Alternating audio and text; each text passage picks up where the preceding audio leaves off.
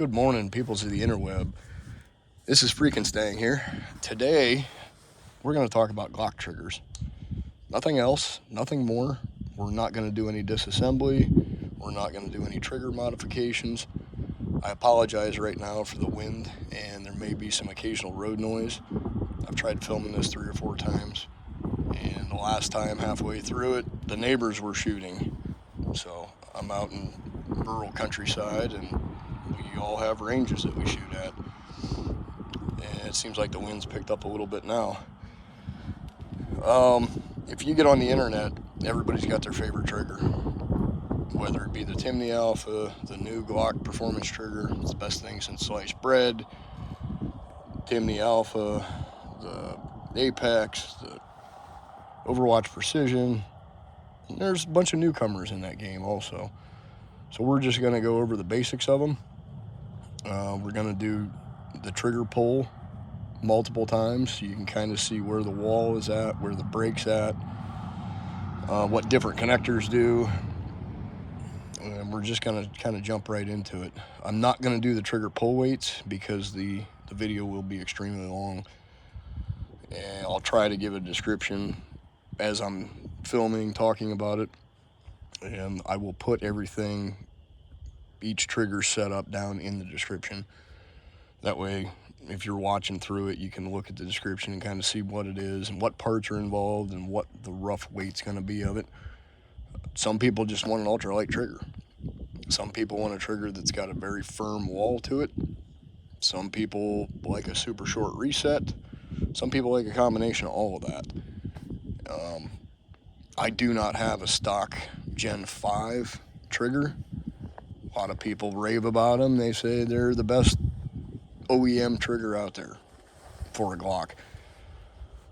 Well, I don't think it's bad. I would rather have a well broken in Gen 3 or 4 trigger myself with a decent connector. So here we go. All firearms have been unloaded, checked. So don't everybody on the internet freak out. There's no ammunition anywhere near this table. Very first one we have is an OG Glock 23. This is a very late model Gen 2, which is basically a Gen 3 without a rail. Everybody's used to this. This is a stock Glock trigger. Lots of take up, decent wall, pull, lots of creep, finally breaks. Reset it, decently short reset for a stock trigger. I'm not going to spend a lot of time on this because everybody knows what a stock Gen 2, 3, 4 trigger is like. So that's that. But the next one we're going to go to is the Glock Performance Trigger. And if you get on Reddit, this is the best thing since sliced bread. It's a kind of weird-ish flat-faced with a little hook on the end. We'll just get right into it. Lots of take-up. Oops. Bloopers. Lots of take-up. Maybe not as much as the OEM. Very, very light wall. Breaks easy. Now, watch the trigger shoe in relation to the trigger guard before you rack the slide. Jumps back about another 1/8 to 3/16 of an inch. That makes this reset pretty long. It does have a nice firm, crisp break. This has not been touched or modified. I shoot this gun in GSSF competitions, and you can't have any modified triggers. So, that's the Glock Performance Trigger. There's a lot of stuff you can do to it. You can put an over travel stop in it. You can put a different shoe on it that eliminates all of the take-up. That's a nice setup. But you're in it, $100 trigger, the Performance Trigger, $100 shoe, $20, $30 connector. So it's kind of where you want to be at. It's not a bad trigger. I just don't think it's worth the hype. That is kind of a takeoff on the Timney Alpha trigger. A lot of people love it. Very minimal take-up. Light crisp break, about 2.5 pounds. This one also resets to the rear when the side cycles. Decent reset. This also has the Johnny Glock's extra power reset spring in it. That's the biggest gripe with the Timney Alpha with a lot of people, is it's a nice light break. It's a crisp break. The reset is less than stellar. Like it resets, but it's not there. So that's the Timney Alpha. The OG are going to be Apex and Overwatch Precision. They've been used for well over 2 decades. A lot of them have been used in law enforcement applications. And a lot of people keep going back to that because of that. They've been tested, they're reliable. Well, this one is the Overwatch Precision Polydat. The Gen 1 through 4 Overwatch Precision Triggers come with a polished and MP3 coded OEM bar. Therefore, you're not changing really any of the internals. This one has the Overwatch Precision minus connector in addition to it. They have a couple different shoes. I don't remember all the models off the top of my head, but this is the Polydat, and it's the polymer shoe version of, I think, the tack trigger. It's a little bit cheaper. It's about 55, 60 bucks, $20 for a connector. With all stock springs, it's a reliable, decent trigger, and you're not in it for a lot of money. So here we go. A little bit of take up. It's not horrible.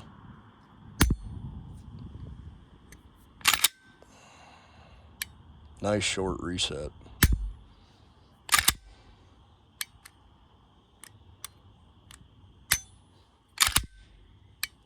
I'm really a fan of that Overwatch Precision minus connector.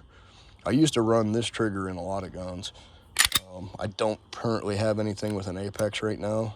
I don't care for the looks of the Apex shoe. That's a personal preference thing. That's a decent trigger. Let's see. Let's jump into stock Shadow Systems trigger. Now, I took this out of an MR920. This is a combat Armory frame. This is the 100% complete drop-in. Like if you were to buy the Elite trigger from Shadow Systems, this is what you would get. They advertise it as a 3.5 pound connector and a 4.5 to 5.5 pound pull, and that's pretty spot on. Brand new right out of the box, it might be a little high on the fives, but they claim it's a defensive trigger, not a competition trigger or anything else, and there's nothing wrong with them. This one has quite a few rounds through it though, so decent amount of take up. You're at the wall pulling. Doesn't have the best defined wall. It's got a little bit of creep. It's a decently short reset. It's not a bad trigger. Would I go out and spend $109 or whatever they cost? Probably not. I just took this out of one that I upgraded. Not a horrible trigger. They're not near as bad as everybody on the internet makes them sound, that they buy a new MR920 and they gripe about how bad the trigger is. Now, what I replaced that with, this is a RangerProof Vex shoe. This has the Overwatch Precision minus connector, and then it has an OEM Glock trigger bar. All the springs on this are completely stock from the MR920. This is probably my favorite setup. I have this in quite a few guns. Very little take up. Nice firm wall, crisp break. Watch this reset. Nice short reset. This particular gun has lots of rounds through it, and it's right about 3.8 pounds with stock springs. You can put a lighter 4.5 or 5 pound striker spring in it. It'll get you right around 3 pounds. In stock, in guns that I carry, I like to keep stock springs. That's just my preference. Everybody else is different. This, for the money, I mean, it's a $20 connector, and I think the shoes are 90 bucks now. You're in it to 110 bucks. You're not changing springs, taking reliability out of it. That's a nice setup. Now, when it comes to shoes, you can get quite a few different aftermarket shoes. Vickers makes one. I had one, I no longer have that. Timney makes one. If you tell in here, that's an Allen screw. Whereas the Timney Alpha will have 2 press pins. So this is just the Timney shoe on an OEM Glock bar with that Overwatch Precision minus connector. Decently short take up. Nice firm crisp brake. Resets decently short. This one pulls right about 4.2, 4.3 pounds. The Timney shoes used to be kind of the budget bang for the buck. And I don't know if I can get that on camera. You can just barely see it up here. There's a little Allen screw that you can adjust in to take up most of the pre-travel. I've got one out of the box here, but see, I could go a little more. I just don't want it to be close to where it doesn't catch. A lot of aftermarket shoes, there's that Allen screw. So that screw will come in and adjust the front of the bar to keep it from coming all the way back for your pre-travel. So you can screw it in, but you got to be careful because you screw it in too much, now the safety tab doesn't catch. So that's just a trigger shoe. That's a good upgrade for a lot of people. I have a 43X that I love shooting, but that little safety dingus, you put a bunch of rounds through it and it kind of hurts. So this is just a stock 43X that has a Timney trigger on it, and it's been adjusted to where it's almost on the wall.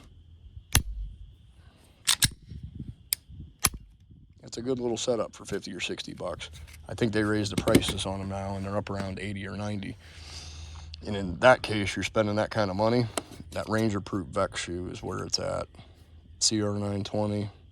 This has all stock 43X trigger bar and trigger housing in it. That thing is right on the wall. Hardly any movement. All stock springs in this one, it's right around 4.5 pounds, 4.6. I'll put that in the description of all those. Been seeing a lot of the Polymer 80 builders buying up cheap parts kits. And while we're at that, Polymer 80, PSA dagger slide, PSA dagger slide stop, P80 parts kit. It comes with 2 different trigger shoes. This one is their flat-faced one. This is a decent trigger. I mean, it's a 3.5 pound connector. Realistic pull weight on them is about 5.5 though. Decent amount of take up. Decently crisp brake. Decently short reset. You know, it's not the greatest. It's not the worst. I think it's better than OEM Glock trigger. That's that. A bunch of the other Polymer 80 builders are buying. This is Shadow Systems polymer trigger. I think you can get them for 20 bucks. Comes with the bar and the shoe. This actually came with a parts kit that included everything but the flat face shoe, which it's kind of flat, but it's kind of curved at the same point in time at the bottom. So I had a cheap Shadow Systems parts kit. I changed out the trigger shoe from one on there. They sell the bar. This isn't a bad setup. I don't know if I would buy their connector and everything separately, but it's not for a $20 shoe and a $10 or $15 connector. You really can't go bad for, I think Midway has these. I'm not sure if Brownells is selling them yet or not. I got this straight from Shadow Systems. This here is a Lone Wolf, and I forget what they call it. If it's the competition trigger or This one has an adjustable pre-travel screw in it, so you can take up all the, almost on the wall with it. You know, the safety still engages. It's kind of it's not flat, and it's not like the OEM. It's kind of flat at the top, and it kind of radiuses out. It's not a bad trigger. I probably wouldn't buy one again, but this one actually has a Overwatch Precision 43 minus connector in it. All stock springs, right around 5.5 pounds. It's just a different feel.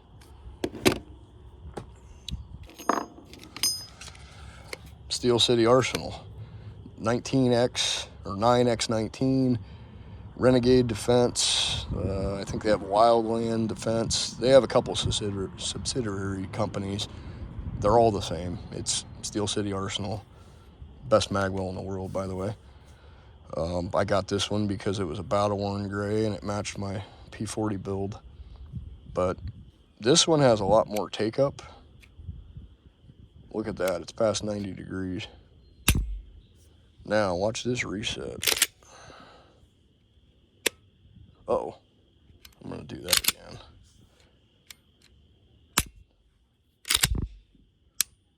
Stupid short reset. This isn't a bad trigger. I think it would be a better if it was on an OEM bar. I'm not sure what company's bars they're using. It's not a bad trigger. Would I carry it? I don't know. Probably not. Wheaton Arms. It's a name that was big 5-6 years ago. They've been kind of quiet the last few years. This is one of their triggers with an Overwatch Precision minus connector. This one is right around 5.5 pounds. I expected it to be a little lighter, and I don't know if it's just the trigger bar that's in it. I hadn't polished anything on it, but decent amount of take up, decent wall, decently short reset. It's got a nice flat profile. The safety goes flush. It's not a bad setup. Again, I don't know if I'd buy it again. RangerProof makes a few different variants. This is, I believe, the Long Ranger. All of their shoes, they have the Long Ranger, the Strike Ranger, the Task Force Ranger, and then the Vex. They're all going to have the same pull, the same feel, other than what's actually on your fingertip.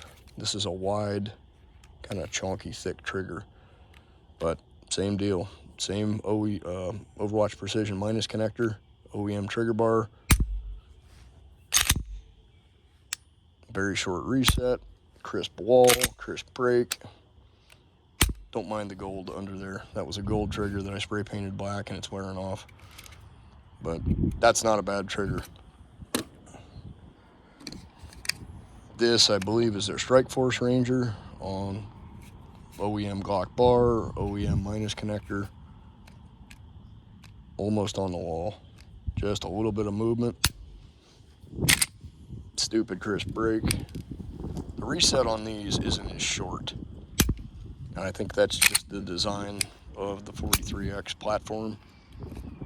Or nobody's made the perfect connector yet. The Overwatch Precision connector, I've tried probably 30 or 40 different connectors over the last 10, 15 years. That one to me gives the best wall, gives the best break, gives the shortest reset. A lot of the minus and 3.5 pound connectors don't give you a nice firm wall. The RangerProof shoe, I love this. I've got a few of them, and you can get them whatever colors you want. This one's FDE and copper. Same OEM bar, Glock bar, with that Overwatch Precision minus connector. Very little take up. Nice firm wall, short reset. The way the trigger is designed, it doesn't really need that over travel stop, because when you're holding the trigger to the rear and the slide cycles, there's no movement. the trigger housing itself stops on, or the trigger shoe itself stops on the the frame, whereas some of the other ones, they don't. And it's a real simple mod that you can do. This is a little set screw in here. This is a Gen 5 trigger housing with a Johnny Glock shoe, which the Johnny Glock shoe is 100% identical to the RangerProof shoe. You do get a 4.5 pound striker spring and a reduced safety plunger spring when you buy it from Johnny Glock. I bought a bunch of RangerProofs on Black Friday when they had stuff 20% off. And I've used them for years and I love them and I keep supporting them. But that over travel stop, this one does not have it yet. But this trigger bar, I'll try to do this on camera. When you're holding this thing down and then the slide cycles, it drops it back this extra 1/8 to 1/4 of an inch. And that's part of the reason why, like the Timney Alpha and the stock Glock Performance Trigger, it moves to the rear so much. By modifying the housing, by drilling a hole and putting an Allen screw in there, you can play around with how far that trigger bar moves to the rear and acts as a physical stop. If you go too far with it, the striker won't drop, but that should be Loctited and everything else. But you buy triggers from guys that are spending a decent amount of time and research on it, it's going to have an over travel stop in the housing. But the RangerProof shoes, I haven't ran across many that actually need it. And the neighbors are shooting again, so I think we're going to try to wrap this up pretty quick. The Timney Alpha trigger, a lot of people love. I've got another one over here. It's a decent trigger. It's a very light trigger. It's a very crisp wall. These were meant and designed to be ran with stock springs and stock connectors. You go putting a 3.5 or 4 pound connector in one of these, it's not gonna play well. You're gonna have to bend the connector angle. That reset on these though, I mean, it's just, I don't care for it. This one's not bad. This one also has the Johnny Glock's overpower spring to help with that reset, shoving it back forward. So yeah, in a roundabout way, I think I'm gonna wrap things up. Neighbors are shooting and it's probably getting nice and windy and the video is getting too long as it is. So I'll put as much information as I can down in the description. I am not sponsored by anybody. This is just coming from 20-ish years of playing around with Glocks. You know, I've been carrying them since 2001, 2002. Yeah, I got into building the P80s during the pandemic, and I shoot USPSA and IDPA. And I don't really have, other than this old school 23, it was a police trade-in.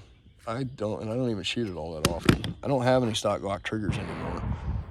I mean, everybody on the internet tells you can't change any internals on a carry gun.